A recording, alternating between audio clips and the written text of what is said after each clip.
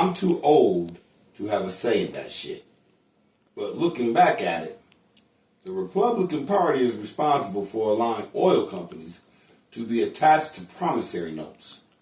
Our national debt is tied to other countries' oil reserves because our government manipulated these governments into using our currency to purchase oil worldwide, even though that's not their currency.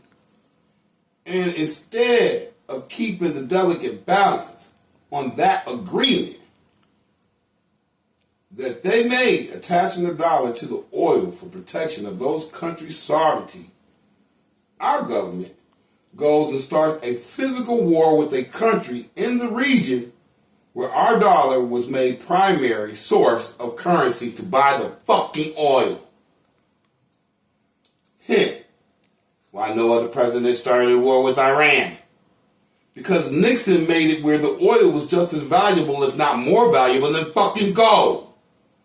So basically, Middle Eastern oil has been America's new resource that was backed by the U.S. dollar, which is why our dollar was so valuable in the world worldwide and was accepted. The problem is that that's not something you can actually control, because that interferes with other countries' sovereignty. It's not a law that other countries purchase oil in the United States dollars. It was influence and manipulation of protection and our leading technologies that led to the dollar being strong in the world's market. Basically, we needed a president who was wise enough to know play accordingly to America's interest was keeping the dollar the world currency for oil. At least until alternative fuels was created to get us off the tick. Instead, what really happened, they made the oil companies more important than the banks. And you can print endless money off of payable resources.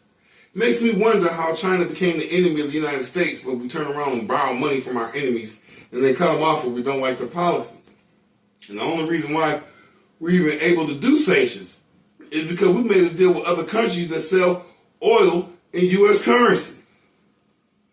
When you got our money tied into bullshit, the same bullshit that got you in this mess is the same bullshit that'll get you out.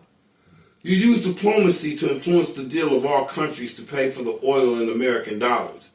You have to use the same diplomacy in order to keep it, which means you have to make friendlier deals with your partners if they all agree to spend the U.S. dollar on a worldwide needed resource. Causing the death of government change is not the answer. You'll only earn resentment in the history of violence that will label that we are not who we say we are. And to allow Iran to test that resolve was the most stupidest thing any leader or businessman ever did. Influence with words is way more stronger than force. It was easy to end the Cold War. All President Reagan did was ask Gorbachev to tear down the wall. Made promises not to put more missiles in countries that weren't NATO. That's it, a conversation. By the way, Bill Clinton fucked that up, and it's why the Ukraine shit is happening now. Our politicians need to start sticking to their words when they make deals, foreign and domestic, and really start putting America's interests first, instead of being used to put other countries' interests first. We cannot police the world, but we can protect our interests. And this wasn't done here.